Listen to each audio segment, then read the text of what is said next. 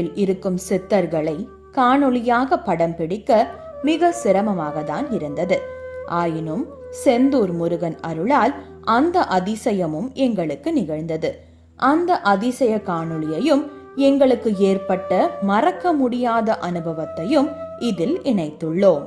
அதேபோல் சினிமா பிரபலங்கள் அடிக்கடி இந்த கோவிலில் முருகனை தரிசிப்பதற்காகவும் இரவு நேரங்களில் கோவிலில் முருகன் வலம் வருவதாகவும் அஷ்டகர்ம மூலிகைகள் மூலம் பிரதிஷ்டை செய்யப்பட்டுள்ள சித்தர்கள் தினமும் செந்தூர் முருகனை வணங்குவதாகவும் இன்னும் பல சுவாரஸ்யங்கள் இந்நிகழ்ச்சியில் தொகுப்பாக இணைத்துள்ளோம்.